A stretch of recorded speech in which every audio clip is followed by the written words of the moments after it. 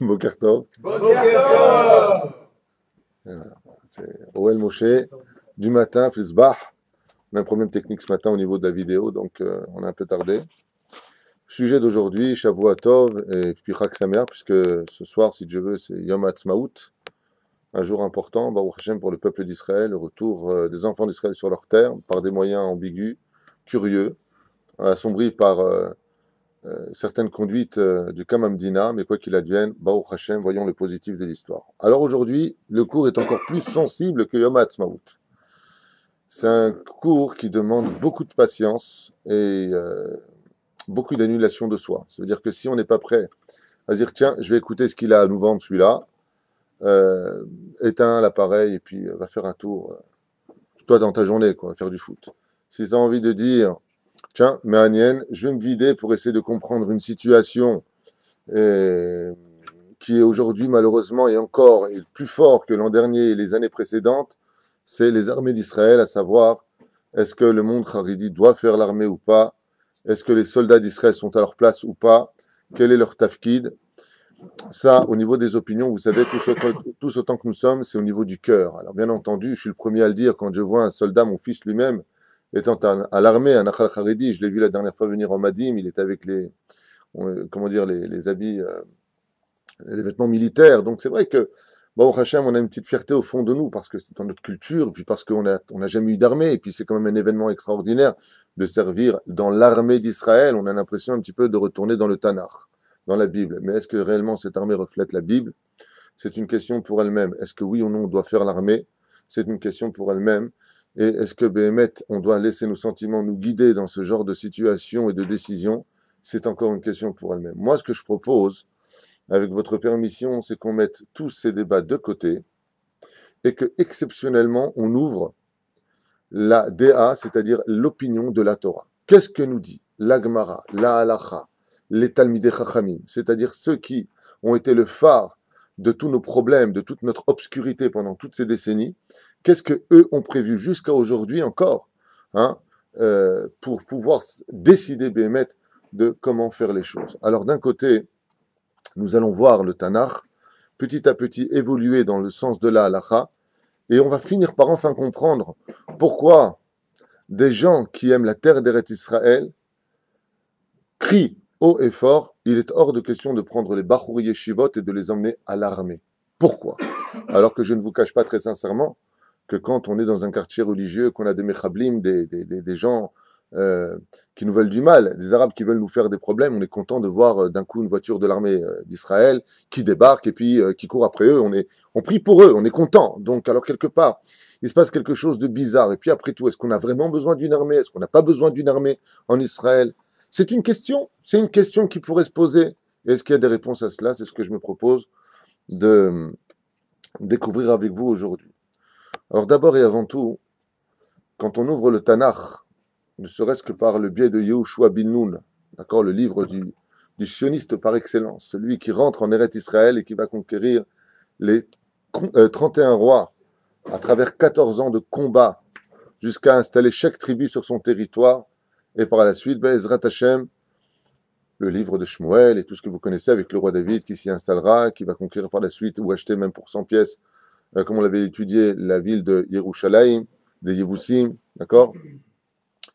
Très intéressant, parce que vous savez que les gens qui n'étudient pas beaucoup la Torah, sans juger, chas v'shalom, les gens qui ont une idéologie sioniste, mais qui au niveau de l'étude ne sont pas au niveau de ceux qui connaissent réellement la Torah ou le Tanakh, ouais, ce que je dis est paradoxal, parce qu'il y a des rabbanim qui connaissent parfaitement le Tanakh et la Torah, et qui pensent comme eux, donc il y a un problème, mais ils sont loin d'être au niveau de ceux qui sont de l'autre côté, quand même, que ce soit clair.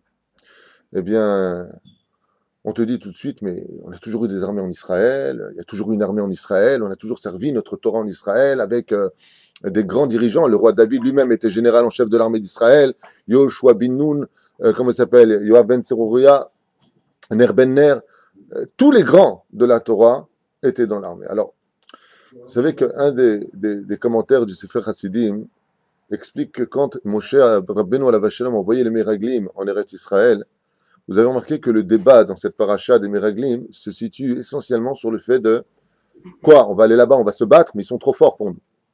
Ça veut dire que les Meraglim, les ultra-orthodoxes qui étaient dans cette galoute de 40 ans de désert, qui allait démarrer pour eux, puisque à partir de là va démarrer les 40 ans de désert, eh bien, ont préféré faire du Lachon Hara sur la terre d'Eretz Israël et sur le divin qui s'y trouvait, c'est-à-dire le miracle de la terre d'Eretz Israël, en disant qui efface, Mazé efface, on n'est rien à côté, on ne pourra rien faire contre eux pour garder leur rave, Moshe Rabbeinu en vie, parce qu'ils savaient que Moshe ne rentrerait pas en Eretz Israël si eux y rentraient. Donc on a préféré les garder, comme ça disent les Chachamim, garder Moshe Rabbeinu à la Vachem vivant pour 40 ans d'études de Torah que de rentrer en Eretz Israël. Est-ce qu'ils ont eu tort ou est-ce qu'ils ont eu raison? Tout est caché derrière des plans divins, comme vous pourrez le constater dans le libre arbitre, le cours qu'on a fait là-dessus. Tout était prévu. Est-ce que c'était pas prévu? Quoi qu'il advienne, c'était là qu'était le problème. Mais si on revient sur notre Nekuda à nous, sur le sujet qu'on est en train de développer, la crainte de ces Talmidei Chachamim, ça a été quoi? Ça a été justement de comprendre que Eretz Israël exigeait, écoutez bien, exigeait l'accomplissement physique et participation absolue au Kivush Eretz Israël. Comme le livre de Yoshua nous l'enseignera. Quand tu montes en Eretz Israël, n'attends pas le miracle de la terre qui va se faire toute seule venir à toi. C'est lui, oh ben elle est juste là, on se casse. Non, non, non, non. Si Dieu a fait en sorte qu'il y ait des gens ici que l'on doit chasser, pour pouvoir s'y installer, comme on le voit dans le livre de Yoshua avec les 31 rois, les 7 peuplades, c'est parce qu'il y a une mitzvah de conquérir la terre d'Israël. Nous avons une mitzvah dans les mains. Et dans la Torah, on vient t'enseigner que les Meraglim n'ont pas voulu de cette mitzvah. Bizarrement. Et la Torah les traite de Rachaim, elle les traite pas de Tzadikim. Vous êtes des Rechaim. Comment se fait-il que vous qui avez étudié cette Torah, vous ne compreniez pas qu'il y a un kivush à faire? Il faut, tout comme tu mets les tefilines, tu fais Shabbat, il y a une mitzvah de s'installer en Israël. Le roi David lui-même, après Yoshua bin Nun, bien entendu, va lever l'arme, Gid'on, Iftah, les noms sont très nombreux dans Shoftim et dans la Torah, dans toute la Bible. Et on voit qu'à chaque fois, les grands de la Torah s'habillaient, prenaient une arme et partaient à la guerre. Barak, à l'époque de Dvorah, on partait à la guerre. Comme si qu'il y avait une mitzvah particulière de souffrir pour acquérir Israël. Et c'est marqué dans la Gemara. Sur 3 choses, l'homme devra souffrir. Sur la Torah, sur la terre d'Eretz Israël pour acquérir Israël et sur le monde futur. Eretz Israël s'acquiert par l'effort de soi. Celui qui vient comme un touriste en Israël, pensant que Béhémet, c'est comme ça que ça doit se passer, Eno Ela Toé. En Israël, je vais faire un geste, et j'espère que ce geste sera très clair pour tout le monde, que tu sois religieux ou pas, entre guillemets, faut relever tes manches, mon pote. Ça suffit, le côté des nuages en haut, à droite et à gauche. Alors, ce qui est curieux, c'est que si une personne comme moi, si faible en Torah et en connaissance, je suis au courant de ce qui est marqué dans le Tanakh, que je me suis, Baruch Hashem, donné le luxe d'étudier un temps soit peu, avec le Metsuda David, Rashi, le Radak et bien d'autres, eh bien quoi, ça voudrait dire que le monde de la Torah ne l'est pas compris aussi? C'est là où je dis stop avec vos bêtises. Stop avec le côté du regesh. Vous savez c'est quoi le regesh? Ouais, mais pour moi, tout le monde doit faire l'armée, c'est tout. Tu vis dans ce pays, tu dois faire l'armée. Est-ce que c'est réellement la déa de ces grands généraux de l'armée d'Israël qui sont cités dans la Torah? Est-ce que c'est réellement l'opinion du roi David? Est-ce que c'est l'opinion du Sanhédrin? Voyons ensemble, Ezrat Hashem, même si Baruch Hashem, c'est évident, nous avons une armée en Israël et que Dieu bénisse cette armée. Tous les jours, on se doit d'avoir de la reconnaissance pour eux. Ezrat Hashem, parce qu'on est très content quand on les voit agir. Baruch Hashem, quand on est bombardé à Gaza, on les voit débarquer à Gaza et on est en train de défendre, Baruch Hashem, les territoires d'Israël, la sécurité du peuple juif. On est très heureux. On ne peut pas dire à ce moment-là, ah, c'est pas bien, on n'a pas besoin de cette armée, qu'ils aillent se faire cuire un œuf. Parce que moi, j'oublie pas un détail. Tous les amis de mes ennemis sont mes ennemis. Si tu soutiens ces gens qui nous veulent du mal, ces gens qui, dans une foutaise, une espèce de, comme disait souvent Manitou à la Vachalom, quand tu es face à la mauvaise foi, alors il n'y a plus de discussion. C'est pour ça qu'il ne peut pas y avoir de pourparler avec eux. Ils sont remplis de mauvaise foi dans tous les domaines. Et seul un aveugle refuserait de le voir. Eh bien, il faut comprendre que cette situation est une situation qui ne peut pas demander le cœur de l'homme, mais la tête de l'homme. Béhémet, comment se fait-il que des gens aussi grandioses que Baba Saleh à la Vachalom, qui hurlaient, Baba Saleh, vous savez, celui qu'on faisait la queue pour aller voir quand on a des problèmes qui n'avaient plus de solution, selon les médecins ou selon les finances, oui, Et il te disait, c'est un crime de mettre ses enfants, d'envoyer ses enfants au Shirut Leumi. À l'armée, on ne parle même pas. Baba Saleh à la Shalom. Lui qui avait le roi HaKodesh. Celui qui savait la vérité, pas que lui. Le Rav Ben Sion Abba Shaul, Rabbi Yehuda Tzadka, le Rav Ovadia Yosef. Tous les grands de la Torah. D'un coup, ne seraient plus grands pour nous. Qu'est-ce que eux auraient vu une fois de plus que nous n'aurions pas vu? Et qu'est-ce que eux auraient compris que nous n'aurions pas compris? Une fois de plus, cette question revient sur un des sujets avant de commencer ce shiur, maintenant que nous l'avons expliqué. Donc vous avez bien compris qu'en ce qui me concerne et ce qui concerne la Torah, il est évident que de tout temps, l'État d'Israël, que ce soit dans les situations d'antan ou actuelles, ont toujours eu une armée. Donc Baruch Hashem, qu'on ait une armée, c'est pas une question. On a besoin de cette armée. On a besoin de nos enfants et on a besoin de notre État. On a besoin de tout cela. Le Hari Akadosh, je vais dire quelque chose de peut-être douloureux pour certaines personnes, je m'en excuse. Mais encore une fois, là, je suis là pour parler et je donne des références à ce que je dis. Le Hari Akadosh nous parle de la fin des temps. Il parle de l'armée d'Israël sur sa terre à la fin des temps. Et il dit, sache une chose. À la fin des temps, Akadosh Baruch Hu réincarnera tous ceux qui étaient dans le désert et qui ont dit du Lachon Hara sur Eretz Israël. Et leur réparation se fera que quand ils viendront défendre la terre d'Israël sur laquelle ils ont dit du mal dans les Gilgulim précédents et mourront pour cette terre, selon le Hari Akadosh. Donc, bien entendu, si cette phrase blesse quelqu'un parce qu'il aurait perdu un frère ou un fils ou quelqu'un d'autre, peu importe, ou un père à l'armée d'Israël, qu'il sache que s'il est mort en Eretz Israël, il est mort d'un Kiddush Hashem. C'est un Kiddush Hashem de mourir pour son peuple sur la terre d'Israël pour défendre Bezrat Hashem, l'État d'Israël. C'est un Kiddush Hashem. Mais le Hari Akadosh, Rabbi Yitzhak Luria, vous savez, celui qu'on va voir la tombe bleue là-bas, Tzfat, qu'on embrasse comme des malades toute la journée. Sauve-moi, sauve-moi. Toi, tu sais la vérité. Lui, il te dit la vérité, c'est que la fin des temps, comme c'est marqué dans le Shari Gilgulim, Akadosh Baruch Hu Yigalgel, Otam Anashim Shidibru Lashon Hara al Eretz Israël, Veyamut al Eretz Israël, Ve'az Iye Lahem Menuchatam B'Tikunam. Comme ça dit le Hari Akadosh. Ces gens-là, à la fin des temps, reviendront et viendront défendre la cause sur laquelle ils ont dit du mal en Eretz Israël. Donc, on voit que cette situation d'avoir Tsahal, d'avoir cette armée, est nécessaire. Pas simplement pour notre État, parce qu'il y a des choses beaucoup plus profondes qui se cachent derrière cette mitzvah, entre guillemets, si je peux l'appeler comme ceci. Est-ce que c'est une mitzvah ou pas? Alors, bien entendu, les Kippot Srugot, avec leur grande barbe et leur connaissance, que je respecte et que j'aime, j'ai pas de problème avec eux, vont te dire, bien sûr, vous êtes Rambam. Toi, tu le comprends comme ça. Les autres, qu'on Kippa, non, ne le comprennent pas comme ça, à t'en déplaire. Mais et là, je fais une parenthèse supra importante. Soyez large d'esprit, les mecs. Oh, allez, il faut accepter tout le monde. S'il y en a qui disent comme ça, tu respectes. Il y en a qui disent comme ça, tu respectes aussi. Mais non, on ne va pas s'en tenir là. Vous ne faites pas comme ça, alors vous êtes des parasites. Si vous ne pensez pas comme nous, les pauvres, les chilonim, ceux qui sont au milieu et qui ne connaissent rien, à la limite, s'ils n'avaient que face au monde de la Torah, ça irait. Les religieux orthodoxes face au monde des laïcs, ça se passerait très très bien entre nous.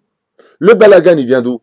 Il vient de gens qui sont, en d'autres termes, religieux, rabbinim, qui foutent le balagan en disant, c'est-à-dire que le chiloni, en d'autres termes, quand ah oui, il y avait des rabbins qui disent que nous, on a raison. Alors, Béhémet, comment on va régler ce problème? Cette trilogie, comme ça, 3 déos différentes, on est où quand on fait ça Alia? On est où quand on fait Teshuvah? On est où? Alors, de quelle armée est-ce qu'on parle? Est-ce que Béhémet, ça voudrait dire que le monde des yeshivot, shrorot, vous savez, les noirs, là, ce qu'on appelle les kafares, Hashem Ishmael Verahem, Baruch Hashem, comme l'a dit le Rav Zini de Technion récemment, il faut reconnaître que s'il n'était pas là, ça ferait longtemps qu'on aurait oublié toute la Torah. Parce qu'avec la chita des autres, on s'est rendu compte qu'on est passé, une fois de plus, avec des habits de non-juifs, qu'on a les idardères, et je ne sais pas si ce que je vais dire va vous faire plaisir ou pas, mais qu'est-ce que j'en ai à faire? C'est devenu aujourd'hui comme une espèce de mode.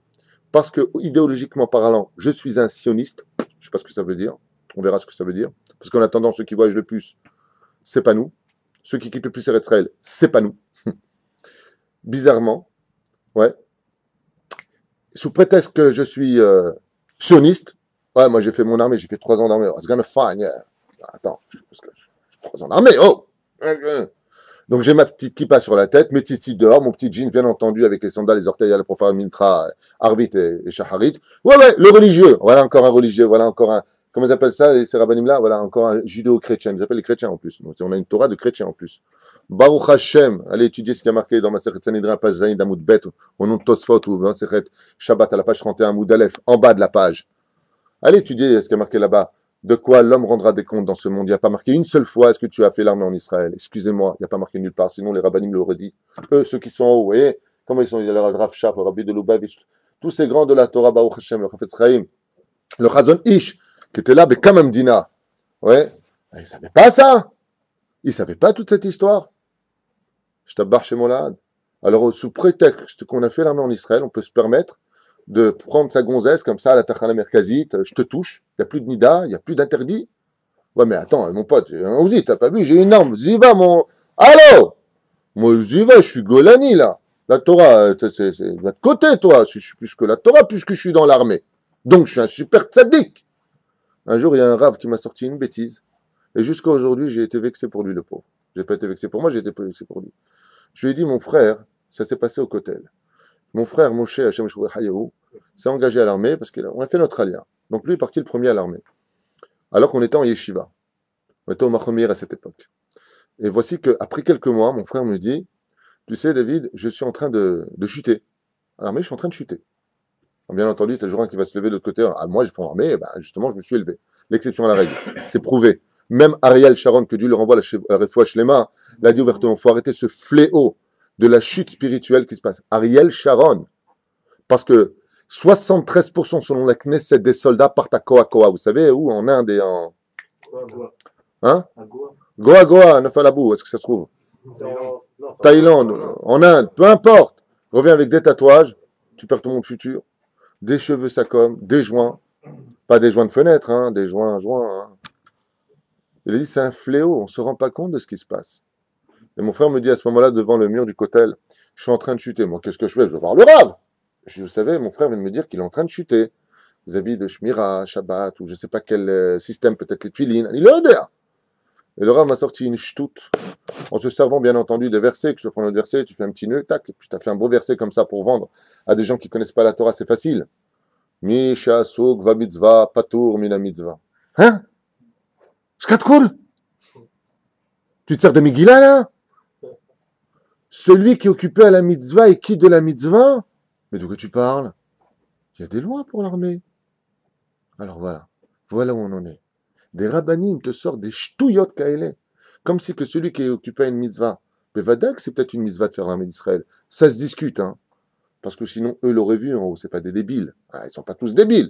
Le Rav Ben Sion Jabashou est un débile, Barminan, le Rav Ovadia Yosef, il est fou, il fait tout le psakalacha, il est fou, il sait plus la Torah. Tout le monde, les kippot Srugot, les kippot Shchorot, les kippot Vrudot, les kippot Levanot, tout le monde se sert du Rav Ovadia Yosef. Sans lui, on est perdu aujourd'hui. Au niveau de l'alacha. Et là, quand Rabbi, le mec, c'est plus rien. Tiens, bah là, non, là, t'es passionniste, toi, alors. Mais c'est cachour. Le Rav Ovadia Yosef, j'ai demandé une fois d'aller à Eilat. Est-ce que je pouvais sortir parce qu'il y a un Sefek Israël ou pas? Il m'a dit non, si tu n'as pas un Dvar Torah à faire là-bas, on ne peut pas sortir d'Eretz Israël. Il a fait un psaque, on n'a pas le droit de sortir, comme ça, pour aller en vacances aux États-Unis. Tu n'as pas le droit, selon Rav Ovadia Yosef. Tu n'as pas le droit de quitter la terre d'Eretz Israël. Lui, c'est un vrai sioniste. Il faut arrêter ce mensonge médiatique.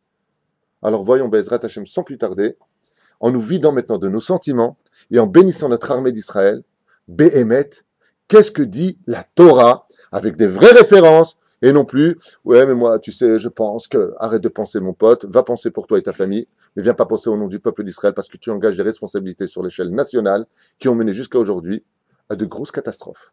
Et il serait peut-être temps qu'on en parle, parce que quand on veut guérir quelque chose et voir les choses du bon côté, Bezrat Hashem, à l'image de quelqu'un, qui a le cancer, ouais, moi, je vois pas le mal nulle part, non, t'as pas de cancer. Ben, le mec, il va crever, mon pote. D'accord? Mais par contre, si on se dit, voilà, tout va bien grâce à Dieu, il y a juste ce petit point-là, vite, on fait ce qu'il faut, on le guérit, et là, tout va bien. C'est l'étude d'aujourd'hui avec l'aide de Dieu. Bien. La réponse à tout cela, voyons exactement ce que nous dit la Torah. Alors, exceptionnellement, d'habitude, je le fais tout le temps dans mes shiurim, mais là, exceptionnellement, je vais donner toutes les références à tous mes propos, que ce soit dans la Gemara, dans la Halacha, dans tout ce qu'il y a. Pourquoi? Pour que vous compreniez bien, non pas que je sois un homme érudit, je ne suis pas un homme érudit. Je suis un homme qui m'efforce d'étudier en tant que bon juif Nekuda. D'accord? Je ne suis pas plus que vous, certainement pas.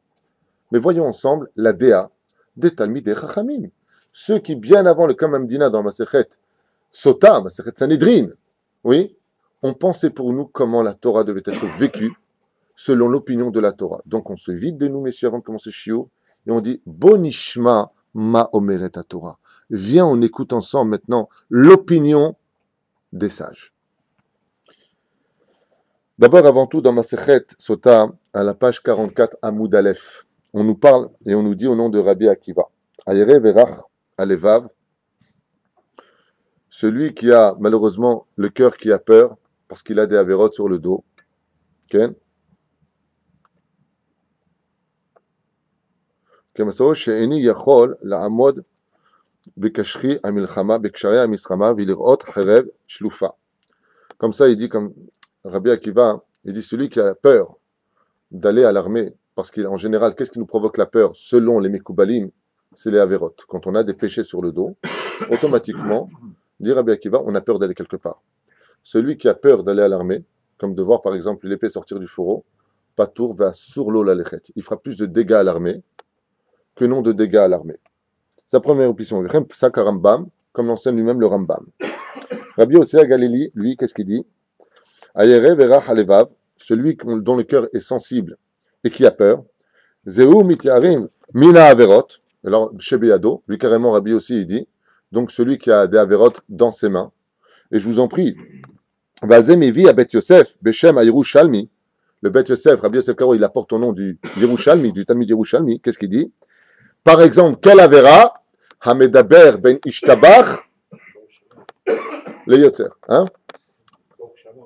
Ken, celui qui parle entre Baruch Shahamar jusqu'après la Hamida. Comme ça rapporte le Bet Yosef.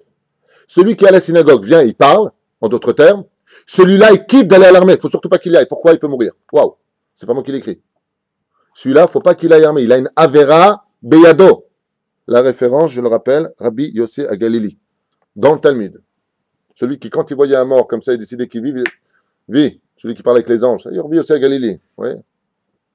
Celui qui savait ce que Dieu voulait en d'autres termes par rapport à nous. Comme c'est marqué dans Orach Haim Shulchan Aruch, Siman Nun Dalet Alacha Gimel. Dans un cas pareil, cet homme-là ferait mieux de revenir de l'armée vite. Donc on voit déjà que l'armée dont on parle dans la Torah, c'est une armée ou quoi? Où on vérifiait à la loupe que la personne qui rentrait soldat dans l'armée d'Israël était un homme tzaddik. Un homme tzaddik. Et de quel avérote on parle? On ne parle pas du mec qui a touché une femme, nida, ou qui parle mal, ou qui ne fait pas Shabbat. Non, ça ne rentre même pas en ligne de compte. Oui. On parle d'une personne qui aurait parlé dans des moments interdits dans les constructions du monde de la prière de Shacharit. Bet Yosef, c'est pas moi. Voyons un peu plus loin. Dans Shmuel, le livre de Shmuel, on nous raconte comme ça que le roi David, chaque fois qu'il partait à l'armée, il mettait ses soldats à l'épreuve. On va voir, le roi David va être plus loin que les autres. Qu'est-ce qu'il faisait? Bon Beyahad. Le roi David disait à ses soldats d'aller boire. Alors il y avait comme ça un nahal, une espèce de fleuve, et les soldats donc allaient boire, et le roi David observait comme ça avec Yoav, ben Seruria, général en chef de l'armée du roi David, et voilà ce qui se passait. Quand il y avait des soldats qui buvaient directement du ruisseau, le roi David disait à cet homme-là, toi tu retournes chez toi, toi tu retournes chez toi, toi tu retournes chez toi. Et quand il voyait des soldats qui prenaient l'eau dans la main, qui la filtraient et qui la ramenaient à la bouche pour boire, il disait, toi tu peux rentrer chez moi, toi tu peux rentrer dans l'armée. Chez le roi David, ça allait beaucoup plus loin quand tu devais être soldat dans son armée. Il fallait que ton derech eretz soit parfait. Parce que de boire comme l'image des chiens, de laper l'eau directement, si tu n'as pas de derech eretz, il mène derech eretz en Torah. Il a dit, toi, c'est sûr que tu mourras à l'armée. Parce que tu n'as pas de derech eretz. Je ne vous parle pas d'opinion personnelle cette fois. Celui qui n'est pas d'accord n'a qu'à jeter la Bible. Dans ce cas-là, suivi sans Bible, le secours ne s'adresse pas à toi. Je parle à des gens qui veulent connaître l'opinion des Talmidei Chachamim. L'opinion, qu'est-ce que dit la Torah? Béhémet. Comme ça, on comprendra mieux aussi l'autre côté, comme on le verra plus tard. Comme c'est marqué de l'autre côté.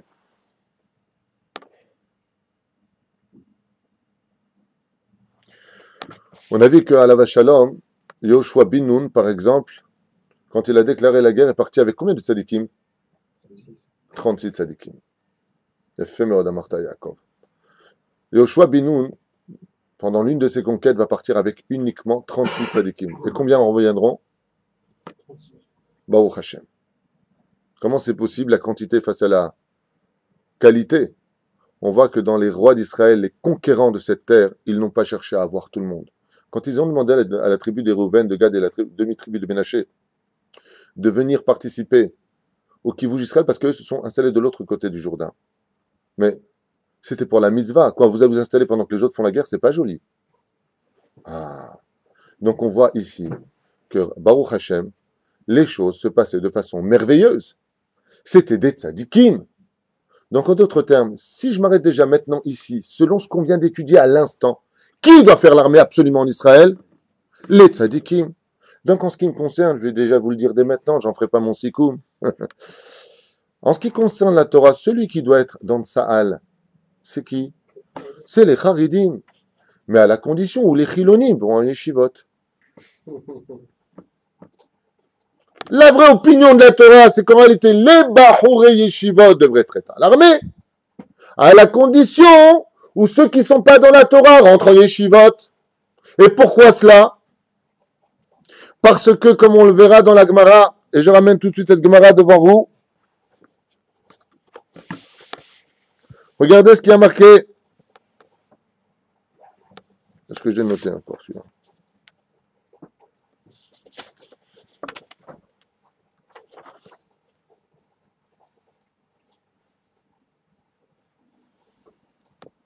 Je ramènerai plus tard, je ne sais pas où j'ai noté. J'avais noté une Gemara ici très importante. Je crois que c'était dans Sanhedrin, de tête, tel que j'avais marqué. Et là-bas, on avait vu que le roi David, alav shalom, ne partait jamais, au grand jamais, en guerre, en envoyant, comment il s'appelle, Yoav ben Tzruria, si les yeshivot n'étaient pas pleines. C'est-à-dire que la seule condition sur laquelle le roi David, alav shalom, se mettait absolument en sécurité, c'est que pour chaque soldat qui était envoyé sur le front, il devait y avoir un homme pieux qui étudiait la Torah en contrepartie. Voyons ensemble si je ramène cette Gemara tout de suite devant vous.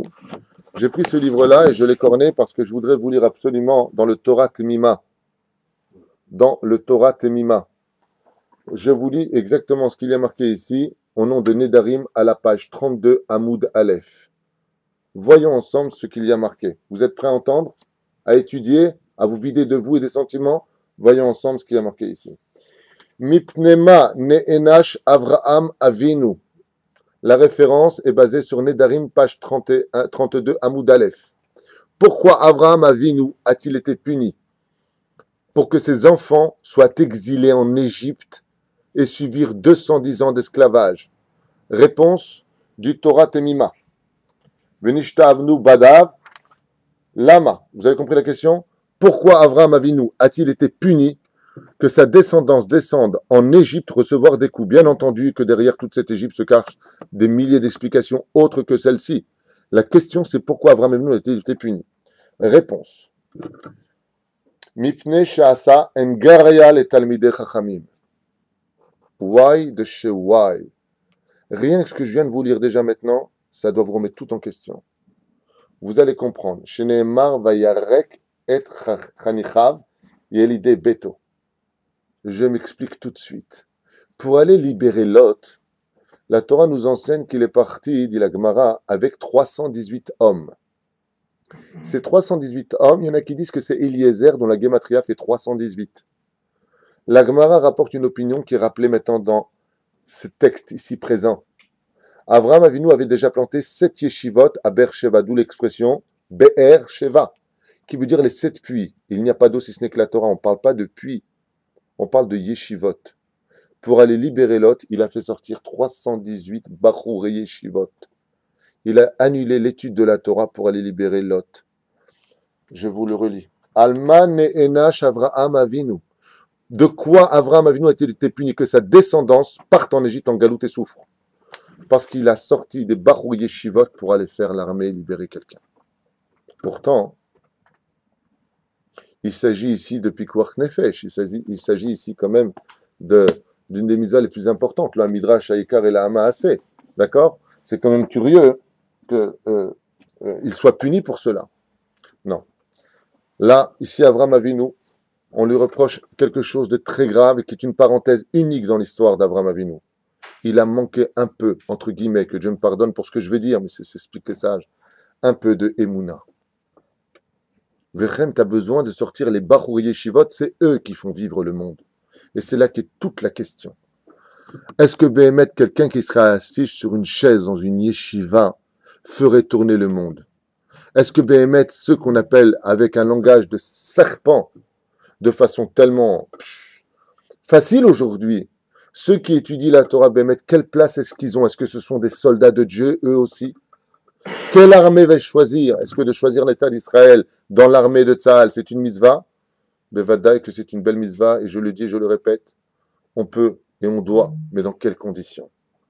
De l'autre côté, est-ce que si celui qui est assis au nom du roi David ou de Yehoshua bin Nun qui faisait extrêmement attention que chaque soldat qui partait sur le front devait avoir son assurance vie. Et qui était, selon le roi David, l'assurance vie de ce soldat? Celui qui étudiait la Torah. Arevim, Zelazé, Shutafim. On est associés. Je vais me battre, tu pries pour moi. Tu étudies pour moi et que ton mérite me protège. Demandez donc à vos rabbanim, est-ce que le roi David est sorti une seule fois en guerre en laissant les yeshivot vides? Il y a un homme dans la Torah qui a osé faire cette erreur, c'est Abraham Avinu. Et lui, il a vidé une yeshiva avec 310 hommes pour libérer un seul homme. Dieu lui a dit, toi, ta descendance, en galoute. Dans la Torah. Alors, si tu as une kippa sur la tête et que tu sais étudier la Torah, qu'est-ce que tu nous fatigues l'esprit avec tes bobards? Pourquoi tu dis pas la vérité au peuple d'Israël? Le problème, c'est pas ceux qui luttent contre nous. Ben Gourion avait fait un chosé. Ben Gourion, qui était anti-religieux, avait compris que la valeur de la Torah, fallait pas toucher. Vous avez remarqué? C'est le premier à avoir fait un tnaï, un ptor, que les Bachou Yeshivot Ben Gourion, au Kamam Dina avec le Chazon Ish, faut pas toucher à la Torah. Je suis pas religieux. Mon pote, c'était, comment il s'appelle, Einstein. Je ne crois pas vraiment en Dieu, mais ce que je sais, c'est que la Torah, faut pas y toucher. Ça, c'est quelqu'un de bien.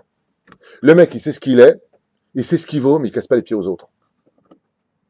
Le problème, c'est pas le monde non religieux qui lutte contre le monde religieux. Ceux qui maintiennent vraiment la Torah, sans aucun doute en Eretz Israël. Ceux qui sont assis. D'accord? Alors un jour, quelqu'un m'a dit, ouais, enfin bon, ils sont assis, mais il y en a plein qui chauffent les bancs. Hein. Je dis, Azma, c'est marqué dans le Talmud. Sur 1000 élèves en yeshiva, il n'y en a qu'un seul qui sortira. Azma, alors on tente pas notre chance? T'imagines si au niveau de la fécondation d'un homme et d'une femme, quand ils sont ensemble, le mec il dit, bon, de toute façon, il y en a qu'un qui va rentrer dans l'ovule, là on se casse, mais ça fait un enfant. Faut bien arriver le premier une fois dans sa vie dans quelque chose. T'as pas tenté le coup. Ici, j'ai un élève dans le collège qui s'appelle le Rav Daniel. Il a 4 théodotes de Rav aujourd'hui. C'est un enseignant hors pair. À l'âge de 15 ans, il m'a raconté qu'il chauffait les bancs Yishvat. Il voulait pas étudier la Torah. Ça l'intéressait pas. Il voulait apprendre un métier, aller faire l'armée. Il m'a raconté de sa bouche. Son père lui a dit, regarde mon fils, même si tu es à l'armée et que tu chauffes les bancs, reste. Parce que si tu quittes, tu vas tomber très bas. Qu'est-ce qu'il a fait? Il a dit, ok, je peux chauffer les bancs? Chauffer les bancs. À l'âge de 16 ans et demi, il a repris le goût de l'étude de la Torah. Aujourd'hui, grâce à Dieu, il est rave. Et rave de très haut niveau. Qu'est-ce que tu crois qu'il n'y a pas d'Yetzirara dans les yeshivot? Davka, le Yetzirara, il vient là où il y a du miel, là où il y a de la Torah. Mais Vadaï qui vient dans les yeshivot. Qu'est-ce que tu crois qu'on est tous des babacelles en puissance? Vous imaginez que si Chazve Shalom, il n'y a pas de Torah sur terre? Voyons ce que ça donne. Allez, t'es prêt? Voyons ce que ça donne. Donc, si tu suis mes préceptes et mes mitzvot, dit Akadosh Baruch Hu, je donnerai la paix en Israël. Qui donne la paix? Pas la politique et pas les efforts qu'on fait. Torah ou mitzvot. Comme c'est marqué dans ma Sechet, Shabbat, à la page 118 Amoud Bet, au nom de un petit rabbin, on va citer Rabbi Shimon Bar Yochai. Vous imaginez de qui je parle? On fait 2 Shabbatot, c'est la Géoula immédiate. Il n'y a pas besoin ni de Tzahal, ni de Limina, ni de ce mot-là. Plus personne. De quoi donc c'est dépendant? Selon le plan divin, là c'est Dieu qui parle. Je ne peux pas dire, ah, j'accepte pas sa déa, c'est Dieu. Venatati shalom baaretz. Mais pour cela, il faut faire Torah au mitzvot. Tu viens en Israël, il faut faire Torah au mitzvot. Voyons exactement la suite. Venatati gishbechem beitam unatna aretz yevula. De quoi est-ce qu'on parle? De la parnassa. Je donnerai la parnassa en Israël. Grâce à qui? Ceux qui étudient la Torah. Venatati shalom baaretz veshachavtem ve'en maharid. Vous faites Torah au mitzvot, vous aurez la paix en Israël et personne ne vous lancera de bombes ni vous ennuiera. C'est marqué ici, bimforash. Vedartem etovechem enaflu lifnechem echarev. Vous n'aurez pas besoin d'être nombreux pour poursuivre vos ennemis, ils tomberont tous devant vous, mais rov pachad. Pourquoi? Parce que vous avez de la Torah dans les mains. Upaniti alechem ve'efreti etrem, lo yu akarim ve'akarot. Et personne ne sera stérile dans le pays d'Israël, tout le monde donnera de beaux enfants. Ve'achaltem yashan nushan, ve'yashan mipnei chadash.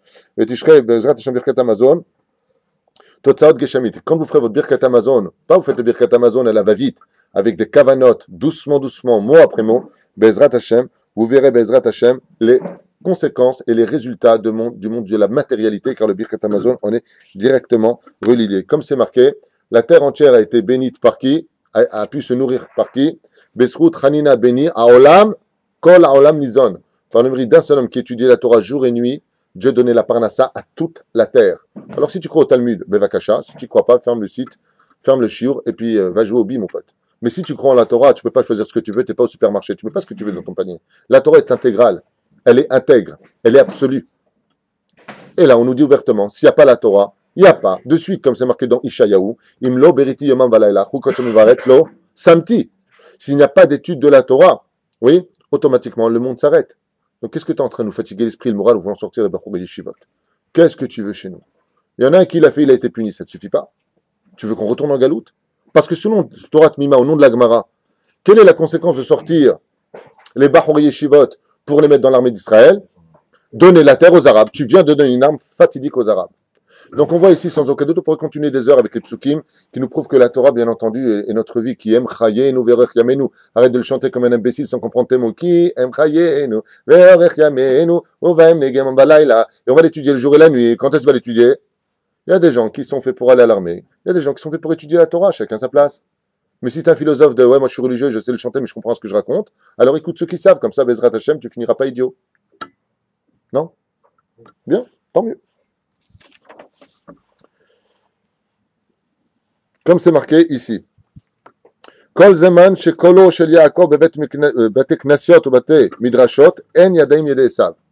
Alors maintenant la référence, je vous l'ai dit, je vous le donnerai. Midrash Rabba Bereshit Parashat Samech et aussi dans le Midrash Echa. Tant qu'il y aura de l'étude dans les bâtés midrashot, aucun ennemi ne pourra se lever contre nous. La force d'Israël, c'est quoi? Elle est là. Bon. Il m'a dit David Amelech Osek Batora. Ah ben voilà ce que je vous dis, c'est marqué ici. Regardez bien. Si ce n'était pas par le mérite du roi David, référence tout de suite, je la donne pour ceux qui... c'est toi qui le dis. Non, moi la différence qu'il y a, c'est que je ne parle pas de sentiments. Quand je parle, j'amène des références. J'aimerais bien que ceux qui sont en face amènent des références. J'en ai pas beaucoup. En tout cas, j'ai fait un débat qui s'appelle les armées d'Israël. J'ai pas entendu de référence. J'ai entendu par contre des sentiments. Tes sentiments ne nous intéressent pas. Même si c'est un Talmid Chacham, que je respecte et que j'aime, on est là pour s'aimer. On a le droit d'avoir des différences et des divergences d'opinion. Mais au niveau du shalom, on doit tous se tenir la main. Peu importe ce que tu as sur la tête et peu importe qui tu es. On doit tous être main dans la main. Mais respecte-moi. Toi, tu penses que... d'accord, mais engage-toi et ta famille, ne viens pas engager la mienne. Vous comprenez ce que je suis en train de dire? Il ne faudrait pas que comment ça s'appelle comment on appelle ça en français? Les droits de l'homme, là, celui qui pense qu'il veut, là. Nous, aidez-moi. Mais non. Bon, l'homme est oui, il y a un mot pour ça. Hein. Oui, le droit d'expression, non, c'est pas le mot que je cherchais, tant pis. J'ai pas trouvé, ça me viendra. Hein? Comment on dit quand chacun doit... c'est un pays ici qui veut... La démocratie. Je t'abbarre chez Molad. Et les mots français ont du mal à venir. Ouais, Rjani Diwan, allez, va parler hébreu. Je préférais faire ce sur en hébreu, t'as un minli. Je préfère parler l'hébreu que le français, moi. La démocratie. Bah, si tu veux être démocrate, sois-le aussi pour moi. Mais les démocrates d'aujourd'hui, qu'est-ce qu'ils veulent? Moi, je pense que je veux, toi, tu dois penser comme je pense. Mais va te faire cuire un œuf. Parce que moi, ce que je pense, j'ai toutes les gmarottes derrière moi. Toi, ce que tu penses, t'as qui? C'est qui le grand rave derrière toi? Je ne le connais pas jusqu'à maintenant, je n'ai pas connu. Hein. Je n'ai pas encore tenu un grand rave. Il disait pas ça. Si tu sais tout ce qu'on a fait au nom du Rav Kook, tu sais combien on a cousu au nom du Rav Kook, hein? Sur tous ces livres qui sont splendides, il y a 7% qui parlent du Kibush Israël. Pas demander au Rav Kook. Le Rav Kook, il ne parle pas de l'armée d'aujourd'hui, il parlait de l'armée d'avant. Puis je ne sais même pas s'il a connu l'armée de quoi tu parles. Il faut arrêter de se servir des grands de la Torah. Viens, montre-moi. Bon, Bekitsour. Regardez ce que nous dit maintenant la Gemara dans Sanhedrin, à la page, même tête à Moudalef. Il m'a dit David Osek Batora, Lo Hayos. Voilà ce que je vous ai dit. Si le roi David n'était pas dans les yeshivot pendant que Yoav allait en guerre, Yoav ne sortait en aucun cas en guerre. C'est-à-dire le chef de l'armée d'Israël, qui était Yoav ben Tzeruah, comme je vous l'ai dit. Tout à l'heure, je n'ai pas trouvé. Maintenant, je viens de le trouver Minashamaim. Comment Dieu est avec moi. Le roi David, jamais. Yoav ben Tzeruah, jamais partait en guerre. C'est-à-dire que Yoav, quand on disait maintenant, tu vas aller te battre contre les Philistins, ouais. Il disait d'accord, mais les yeshivot sont pleines? Parce que j'y vais pas. Vous entendez ce qui est marqué dans Sanhedrin? Pas moi ce que je pense. La Gemara, qui est un livre de vie, qui est un code de vie, qui nous enseigne comment vivre, nous enseigne que dans l'armée d'Israël, quand tu dis, ouais, mais le roi David, mais le roi David, il est en yeshiva avec ses élèves, pendant que Yoav allait se battre. Alors, viens étudier au lieu de dire, je pense que, andouille. Mais quand même, pourquoi je dis andouille? C'est pourquoi je parle comme ça en rigolant. Parce que ça nous a pourri notre vie. Parce que c'est le seul débat qui intéresse. Il y a 80% des gens qui vivent sous le seuil de la pauvreté en Israël. La seule chose qui intéresse cette Knesset et les Knesset d'avant, c'est les Haridim, les Haridim, les Haridim. Dai, Azov. Azov. Dai, c'est pas de quoi tu parles. Dai. Dai. Quand ils ont des problèmes, vous savez, pas avec Gaza, vous savez qui ils vont voir? Le Rav Ovadia Yosef. Vous êtes au courant? Rav, comment on fait? Et avant ça qui? Le Rav Mordechai Eliyahu. Allah Vachalom, que son mérite nous protège. Mais quand il s'agit... Alors on va plus voir le Rav Ovadia Yosef. Ça suffit de te faire ton supermarché, Habibi. Sois un homme droit dans ta vie. Arrête de te servir de ce qui t'intéresse. Sinon, tu es un réformiste. Vous entendez ce que je viens de dire? Sinon, tu es un réformiste. Assez les Harav. Et si toi, tu estimes que BMF, tu vas aller à l'armée, vas-y. Ne force pas les autres à te suivre dans ton délire. Tu veux y aller, vas-y. C'est ton choix, tant mieux. Ne viens pas imposer aux autres dans ta démocratie, puisque tu es démocrate. Qaut Rabbi. Vous voyez ce que je veux dire? Ah là là là là. Dans ma Sechet Makot, à la page 10, Amoud Aleph, Mi shegaram le raglen ou she'amdu b'milchama, Mi shari Yerushalayim shayu oskim b'em b'Torah. Qui nous a permis de conquérir Yerushalayim là-bas, de nous tenir à Yerushalayim, uniquement par ceux, il y a marqué dans ma Sechet Makot, pas David Twitou, à la page 10, Amoud Aleph, par le mérite de ceux qui étaient assis en train d'étudier la Torah. Et la question qui se pose aussi dans le Talmud, au nom de Ishayahu, le prophète Isaïe, pourquoi le temple a-t-il été détruit? Qui a Zaftem et Torati? Parce que vous avez laissé tomber ma Torah. Vous avez compris qui est le pire ennemi d'Israël? Israël. C'est-à-dire que la seule garantie, la seule chose qui peut nous sauver sur terre, c'est la Torah. Et on veut absolument l'enlever de la Torah. Vous avez compris? Vous avez compris ce qui se passe? C'est pas qu'il faut pas de Sa'al. C'est qu'il faut aussi avec eux l'armée d'Hachem Tsevakot. Pendant qu'il y en a un qui est à l'armée, il y en a un qui doit être ici. Normalement, le processus de la Torah doit être comment? À l'envers. Celui qui est pieux, qui a bien compris, lui, doit aller là-bas. Et la preuve en est, ils ont fait depuis peu une section charidite qui s'appelle Nahal Charidi, là où il y a mon fils. Où là-bas, tu peux faire Shaharit, Mincha, Arvit, un temps d'étude de la Torah. Au Baruch Hashem, on évite de dire des gros mots. D'accord? Où il n'y a pas de femmes. Pas comme moi, quand j'ai fait mon service militaire, j'ai commencé à faire ici. J'ai fait en France, j'ai fait en Israël, à Zikin. Ouais? Mon même père, c'était une femme. Le soir, il y avait Darbouka et j'avais courir en petite culotte alors que j'étais un homme marié. Non. Non, je suis pas d'accord. Je suis pas d'accord. Si on a dit qu'une personne qui a une avéra dans la main, il ne faut pas qu'il rentre en l'armée parce qu'il peut perdre sa vie, qu'est-ce que tu es en train de me mettre des femmes? Une femme comme ça, de 18 ans, elle me regarde comme ça, elle me fait Poita. Moi, c'est Poiton. J'ai 22 ans. D'abord, tu me respectes quand je te parle. En plus, qu'est-ce que tu fais, toi, dans l'armée? Vous avez remarqué, après enquête, vous pouvez me donner, messieurs, vous êtes nombreux aujourd'hui pour me donner une réponse. Peut-être que vous allez me donner une réponse parce que je suis là aussi pour apprendre. Hein. Vous pouvez me donner un seul pays au monde où c'est une obligation pour les femmes de faire l'armée? J'ai pas trouvé. Moi, j'ai regardé, j'ai pas trouvé. J'ai regardé sur Internet, j'ai pas trouvé. Il y a un pays. Il y a un seul pays où on oblige les femmes à faire l'armée, c'est Eretz Israël. Depuis quand c'est permis? Quel est le rave qui permet à une femme de mettre un pantalon et de parler comme un homme? Qui est la halakha qui dit qu'une femme doit porter un fusil? Qui? On n'a pas assez d'effectifs, c'est que tu n'as pas d'émouna. Donc si tu n'as pas d'émouna, que tu ne crois pas en Dieu, ton âme, pour moi, c'est un danger. Vous attendez? C'est pour ça qu'on a gagné la guerre en 67 avec des bouteilles de champagne quand on n'avait pas de munitions et qu'il s'est passé que des miracles, les plus grands que l'ONU ont fait tchouva. Tu as complètement raison. Mais c'est pas une question de Kafsrout. Aujourd'hui, on ne vient pas juger les Kafsrout. Moi, j'adore chaque soldat que je vois, j'adore tous les juifs, qu'ils soient religieux ou pas. Je ne suis pas là pour juger. Je suis là pour défendre une cause aujourd'hui qui est mensongère, médiatiquement faite par des rabbinim qui se font passer pour de grands érudits, qui en réalité trompent le peuple d'Israël depuis des années et des années. Je dis stop à cette épidémie, c'est tout, parce que ça nous a fait quoi? Vous savez ce que ça nous a fait tout ça? De la haine. Aujourd'hui, on déteste celui qui fait pas l'armée. Tu fais pas l'armée, t'es un parasite. Tu fais l'armée, t'es un gibor. Mais le mec, il mange du porc, il est Mechalel Shabbat, il a fait l'armée. Lui, c'est un tzaddik nistar. Pourtant, dans la Gemara de Masechet Shabbat, à la page 31, Moudalef, en bas, il y a marqué que quand une personne décède, on nous pose des questions. Natata benasata beimuna, est-ce que tu as été droit dans tes affaires? Comment tu peux être droit si t'as pas étudié Shulchan Aruch? Est-ce que tu as Kavata itim la Torah? Ça s'est posé comme question après la mort. Ouais? Oui ou non? Ouais? Tipita Yeshua, est-ce que tu as attendu la venue du Mashiach? Pile palta batora, et vanta davar mitor davar? C'est des questions qu'on te pose. Il n'y a pas une seule fois ce que tu as fait en Israël.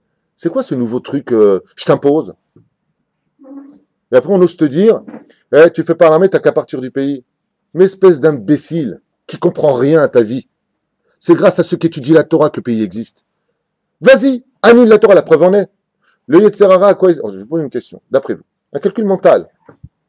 Le Yetzirah voudrait s'attaquer à quoi? À ce qui est son pire ennemi. De quoi s'occupe depuis le Kamam Dina? De quoi s'occupent ceux qui sont de l'autre côté de la Torah? Que de ceux qui étudient la Torah. Vous voyez bien que c'est la seule chose qui les intéresse. Mais mon Dieu, occupe-toi de choses plus intéressantes. Il y a un contrat qui a été fait, on sait qu'on a besoin de la Torah. Le mot sioniste, il vient du mot Sion. Quand tu montes en Israël, tu as besoin d'un contrat. Dans ce cas-là, on serait des voleurs.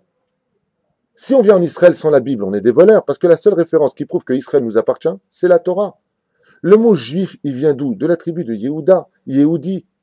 Mais d'où ça vient le mot Yehudi? De la Torah. Alors quand ça t'intéresse, tu prends la Torah. Quand ça ne t'intéresse pas, tu prends pas la Torah et tu t'inventes des histoires en disant ouais, Yoshua Binout, c'est un grand conquérant. Mais parlons-en. Allez, une parenthèse rapide de l'histoire. Vous allez voir combien la Torah, c'est pas un livre d'histoire. Le roi David alla à Shalom alors que son père lui demanda d'aller voir ses frères. Parce que les Philistins, accompagnés de Goliath, vous savez, le géant qui faisait à peine 4 mètres de haut, oui, avaient décidé pendant 40 jours, nous raconte la Gemara, d'empêcher les Juifs de faire le schéma Israël. Regardez bien ce que je suis en train de vous dire. Ça, c'est dans la Torah et dans la Gemara. Ouais, c'est pas ce que je pense. Goliath venait au moment du Kriyat Shema de Shacharit de Harvit. Je vais vous aider. Qu'est-ce qu'il disait? Vous savez ce qu'il disait? Vous êtes des parasites. Vous êtes des cafards. Voilà ce que disait Goliath. Vous dit quelque chose? Qui se comporte comme Goliath aujourd'hui? Ouais. Et le peuple d'Israël tremblait. Pourquoi? Qui va pouvoir vaincre un homme aussi fort que lui? Et le Tanakh vient nous raconter comment il était fait. Une armure à droite, à gauche, une lance, une épée. Un truc de fou! Un truc de fou! Le casque, de quelle matière il était fait? Mais pourquoi tu me racontes tout ça que j'en ai à faire? Dis-moi que le mec, c'est venu, c'est qui? C'est Goldorak de l'époque. Fulgure au point et patati patata. Ça me convient très bien. Pourquoi la Torah, qui est si précieuse et si kadosh, perdrait du temps à nous donner des détails? Voici que le roi David arrive, il dit, attends, c'est qui le monstre là-bas qui est en train de se la ramener un peu trop? Ouais, c'est lui. Le roi Shaoul lui donne son vêtement. Si celui qui le vainc prendra sa fille en tant qu'épouse, vous connaissez, donc on va vite. Ouais. Et voici que le roi David, d'un coup, nous raconte aussi le Zohar Kadosh, par la même occasion, Rabbi Shimon Bar Yochai, va dans le fleuve, ramasse 5 pierres plates. Bizarrement, sur chaque pierre, il marque Bereshit, Shemot, Vaikra, Bamidbar, Devarim. Curieusement, le roi David, qu'est-ce qu'il fait? Il arrive vers Goliath. Et là-bas, qu'est-ce qu'il lui dit? Il lui dit, donc Goliath lui dit, est-ce que tu me prends pour un chien pour venir avec ta fronde et ton machin? Et lui, qu'est-ce qu'il lui répond, le roi David? Non, je viens au nom de Allah Akbar. Le roi David lui dit, je viens au nom de Dieu. Comme il le dit d'ailleurs dans les Tehillim, comme vous le savez tous, je vous le cite tout de suite. Vous c'est marqué d'ailleurs. Alors, d'abord, avant tout, dans le Télim 20, et les Barechev, qu'on dit tous les matins. Vous savez, quand on fait, avant, Ashrej Vetecha, après on fait Ashrej Vetecha, après on fait un Télim. Qu'est-ce qu'a dit le roi David? Et les Barechev, et les Basusim, Vanachnu Beshem, Hashem, Elokecha, Elohenu Naskir. Qu'est-ce qu'on dit? Nous, tous les matins, nous venons nous battre au nom de Allah, au nom de Dieu, et dans la guerre, nous ne devrons rappeler que son nom. D'accord? Qu'est-ce que fait le roi David? Il prend la pierre, il lui lance dans la tronche, ça transperce, un miracle extraordinaire, le casque, ça lui pénètre dans le cerveau. Pourquoi? Parce que lui, Goliath, il pensait que dans ce monde, c'est la tête qui compte avec, si je suis bien armé, si j'ai tout ce qu'il faut, je peux battre n'importe qui. C'est vrai qu'il était imbattable, puisque le mec, c'était un tank. C'était le premier tank de l'histoire. Le roi David, il n'avait rien compris. Celui qui donne la victoire, c'est Hachem. C'est Hachem. Et qu'est-ce qu'a fait le roi David avec une pierre? En 1967, après tous les miracles que nous avons vécus si merveilleux en Eretz Israël, la majeure partie des gens ont fait Teshuvah. Mais après, qu'est-ce qui s'est passé? Nous avons la meilleure armée du monde, le meilleur Mossad du monde. Même si c'est vrai, ne le dis pas. Ne le dis pas. Parce que tu crois que c'est l'armée qui te sauve en Israël. Sur ce, le plus grand conquérant de l'histoire, le roi David, nous dit, dans son Tehillim, j'ai nommé 127, écoutez bien ce qu'il dit, Im Hashem lo ishmor ir shav shaked shomer. C'est ce qu'on dit dans les Tehillim. Vous avez cité le roi David. C'est un fine, le roi David. C'est un tsahal, le mec. Qu'est-ce qu'il dit? Le roi David. Le roi David dit, si c'est pas Dieu qui garde la ville, tu peux mettre autant de soldats que tu veux, ça sert à rien. C'est Dieu qui fait les choses. Qui a compris d'un coup le message, après 2000 ans d'histoire? Les Arabes. Les Arabes, qu'est-ce qu'ils font? Nous, on vient, on dit, maintenant, nous sommes la meilleure amie du monde, les mecs, on a tout ce qu'il faut pour vous arrêter. On dit, bon, on va voir comment ils ont gagné la guerre contre nous à l'époque, soi-disant. Ouais. Eh ben, on va prendre des pierres, on va les... Est-ce que ça a marché? Eux, ils prennent des pierres, comme le roi David dit, on vient au nom de Dieu, et nous, on est comme des goïms aujourd'hui dans notre comportement. Nous avons la meilleure armée du monde. Qui nous a vaincus? Qui nous a pris le Gush Katif avec des pierres? Qui a pris Jérusalem Est aujourd'hui avec des pierres? Allez, on bat les masques. On arrête de vivre dans les mensonges. Allez, viens, on parle franchement. Depuis 1987, 18 août, où les choses ont réellement commencé, qui a pris les pierres en disant Allah Akbar en les jetant sur nous? Avec des soldats qui jouaient les majorettes, parce qu'on n'a pas le droit de tirer dessus, c'est normal, ils ont des pierres, ils ont envoyé des enfants. Comme le roi David. Le roi David était un enfant qui prenait une pierre, qu'il achetait, il a tué son ennemi au nom de Dieu. Et en face, il est venu avec une armée. Ouais, je suis armé, j'ai tout ce qu'il faut, je suis l'homme le plus invincible du monde. Israël a joué quoi? Le rôle contraire. Nous, on a pris la place de Goliath. Et les Arabes ont pris la place du roi David. Je vous rappelle qu'à cette époque, dans les panneaux, à Gaza, l'Arabe était représenté par le roi David avec une fronde et le peuple d'Israël par Goliath. Chez eux, c'était le slogan. Ce que je vous dis, on ne me l'a pas raconté, je l'ai vu. C'était à la télévision. Ils prenaient la fronde du roi David. Nous allons reconquérir par Dieu. Et nous, aujourd'hui, on a presque honte de dire « si Dieu veut ».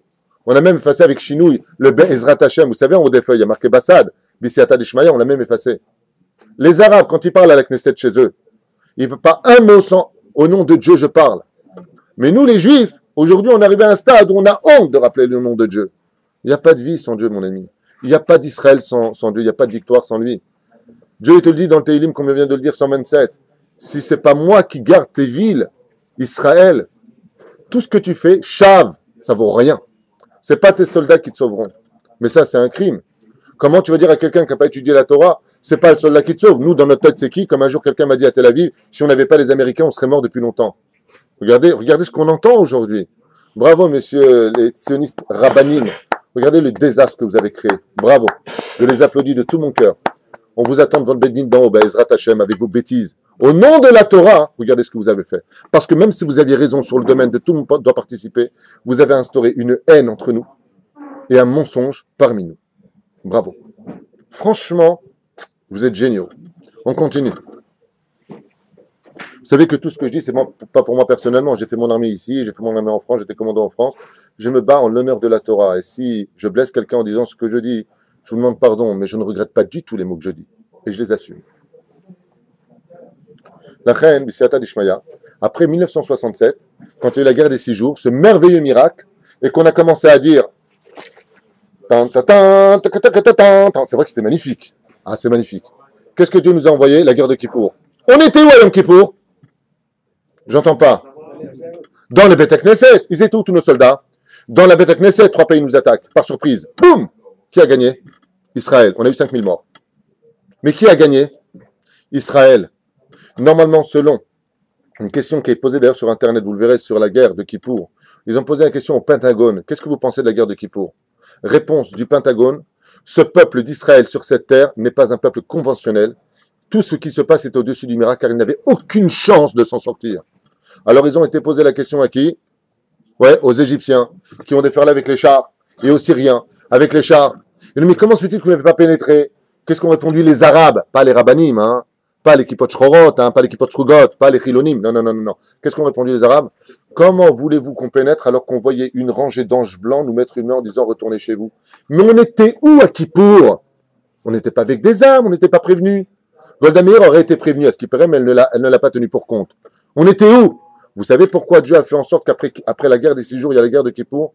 Pour te montrer que c'est pas toi qui fais la guerre. C'est moi, Hashem, Adonai Ish Milchama, Adonai Shemo. C'est Akadosh Baruch Hu qui fait la guerre. C'est pas toi. Alors pourquoi toi, quelque part, tu dois servir? C'est toujours la même question. Est-ce que c'est la plume ou la main qui écrit? On a besoin des deux. Le fait qu'on ait une armée en Israël permet une seule chose, essentielle. 2 choses exactement. La mitzvah de s'installer en Israël par le mérite de sa sueur. Deuxièmement, pour permettre à Hachem de rester caché dans l'histoire, pour que notre émouna soit toujours remis en exercice, pour qu'on soit constamment remis. Mais viens pas penser une seconde que tu vas faire un défilé. Ce soir, c'est un Matzmaout. Tu vas faire un défilé de ton armée. Ça veut dire quoi? Que toi, maintenant, tu crois que c'est ton armée qui te sauve? Mon ami, si tu crois que c'est l'armée d'Israël qui te sauve, je te demande une chose. Enlève ta kippa, enlève ton tzitzit, change de religion, mon pote. T'as rien de juif en toi. T'as pas d'émouna. T'as rien du tout. Comment tu peux penser une fraction de seconde, c'est un Chilul Hashem. Le roi David, il dit, et les barechev et les bassoussim, eux viennent avec des tanks et des chevaux. Mais nous, on vient au nom de Dieu. Ça, c'est les télim du roi David. Quand il y a eu le Miftsal là, récemment, vous savez, à Gaza, où on envoyait des 30 000 soldats, là, vous savez ce qu'ont fait tous les soldats, religieux, non religieux? Ils ont tous mis des tzitzit. Ça a été filmé. Pourquoi tu mets des tzitzit? Ils ont eu peur. D'un coup, tout le monde, l'âme, à l'intérieur, elle s'est réveillée. Vous savez ce que ça a fait? On sait que c'est Dieu qui nous protège. Parce qu'on n'a aucune chance de s'en sortir. On a 340 millions d'Arabes qui entourent ce pays-ci. Ils crachent dans le pays, on se noie. Vous comprenez ce que je suis en train de dire? Le cheval de Troie, ils les ont eus, les Troyens, parce qu'ils sont entrés dans la ville. Donc quand tu mets ton ennemi dans ta propre ville, tu t'en sors pas. On est entouré d'Arabes et on a plus d'1,5 million d'Arabes dans le pays. Comment vous voulez qu'on s'en sorte si ce n'est pas Dieu? Est-ce qu'une personne pourrait penser une fraction de seconde que c'est l'armée qui nous sauve. C'est pour ça que dans Sanhedrin, c'est marqué explicitement. Le Melech HaMashiach ne viendra que quand il n'y aura plus d'armée. C'est pas moi qui l'enseigne, c'est Sanhedrin. Il n'y aura plus d'armée en Israël, il n'y aura plus de shoftim en Israël, et il n'y aura plus de police en Israël. Pourquoi tu as besoin de faire une chose pareille? Pour une réponse très simple à tous ceux qui croyaient que c'était l'armée qui les sauvait. L'armée, si c'est une mitzvah, c'est uniquement pour l'Irvosh et Eretz Israël. Mais pas plus. C'est pas les soldats qui nous sauvent, il n'y a pas de Rambo chez nous. La preuve en est, c'est les tzadikim, vous savez, ceux qui étaient tout maigres, qui n'ont jamais fait de sport, ceux qui étaient tout avec des barbes très longues, qui partaient à l'armée. Comme elle a dit, comment s'appelle Yaakov Avinu. Ce n'est pas l'obekashti, ce n'est pas ni avec mon arc, ni avec mon épée que j'ai conquis, mais avec ma prière et ma teshuva et mon étude de la Torah. Comme ça dit qui? Un des plus grands soldats de l'histoire d'Israël, Yaakov Avinu. Comme ça dit Rashi. Vas-y, kashti, vas-y, mon arc. Ma tfila, parce que la tfila du juif, c'est un arc. Regardez les documents sur la guerre des 6 jours. Ce que vous allez voir est impressionnant. Quelqu'un qui n'a pas d'émouna et qui ne veut pas étudier la Torah, il regarde la guerre des 6 jours, les commentaires, mais tu tombes en arrière. Moi, j'étais dans le Golan en 89 avec le Machon Meir. On a rencontré des soldats qui ont fait la guerre la guerre des 6 jours. Incroyable. Les soldats nous racontaient que des avions de chasse, que quand ils étaient dans les airs, les nuages se formaient comme des routes, comme si ils devaient les diriger exactement pour éviter les missiles des autres. Ils ont vu la main d'Hachem. Je t'abbarre chez Molahad. Comme elles sont belles, nos histoires de guerre. Combien on devrait remercier Akadosh Baruch Hu pour ce que nous vivons. Mais remercier Hachem. Et bien entendu que Dieu protège nos soldats, mais on a besoin des deux. Il faut absolument les deux. On continue.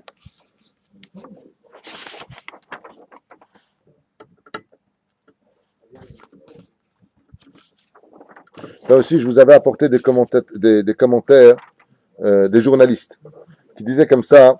Voilà, je vous le montre dès maintenant. Je vous ai pris des journaux. Là, je le montre ici à la caméra. C'est fait par des journalistes de Yediot Acharonot et Ma'ariv. C'est marqué ici noir sur blanc. D'accord? Voilà, je vous le montre ici. Il faut le remarquer. Je vous lis ce qui a marqué. Mikol Shlosh Ezrachim Be'Israël, Mekabel Ptor, Meshirut Tzvaï. Sur 3 soldats qui vont à l'armée, d'accord? Il y en a un qui reçoit toujours un ptor, qui se fait passer pour un fou. Encore hier, j'ai entendu un mec qui est religieux, il a obtenu un ptor schizophrène, il s'est fait passer. Par contre, dans le monde de la Torah, moi, par exemple, que Dieu me les garde, j'ai 4 enfants. Il y en a un qui est à l'armée. Et on est charedim. Enfin, notre idéologie à nous est charedite, de mon côté. C'est pas parce que, moi, au contraire, mon fils, il est allé à Yeshiva, d'accord, la Zohar Torah. Il m'a dit, papa, je ne pense pas être avraire. Je ne voudrais pas continuer à étudier la Torah. Je vais apprendre un métier. Il m'a dit, va apprendre un métier, mon fils. Dans ce cas-là, tu vas à l'armée, il est rentré à Nachal Haredi. Et je suis fier de lui. Si l'armée que tu me proposes est une armée qui n'est pas anti-Torah, je la veux, cette armée, moi. Mais si ce que tu me proposes, ouais, c'est que mon fils, Chazve Shalom, pas mon fils, le soldat qui rentrerait, il est plus chômeur Shabbat, il n'en a plus rien à faire du tzitzit, il enlèvera sa kippa. Mais ton armée, j'en veux pas, moi. Elle m'intéresse pas. Parce que tu vas faire exactement le travail des nations du monde, comme les Grecs. Vous ne ferez pas Shabbat, vous ne ferez pas la Beth Mila, et vous ne ferez pas la Nida, Rosh Chodesh. Mais tu es en train de faire, toi, mon armée, le travail des Goïm. Ça ne m'intéresse pas. Et c'est là qu'est la réponse des Haridim. C'est pas qu'on veut pas faire l'armée, mais c'est que si l'armée dans laquelle on va rentrer va mettre en danger notre Torah, alors moi, je préfère avoir confiance en tout ce que je viens de référencer au nom de la Torah derrière moi. Je préfère avoir confiance en Dieu qu'en vous. Excusez-moi, messieurs. Ma Emouna n'est pas placée en vous, elle est placée chez Hachem. Comme on a l'habitude de le dire. Baruch HaGaver Hachem, Ftah B'Hachem.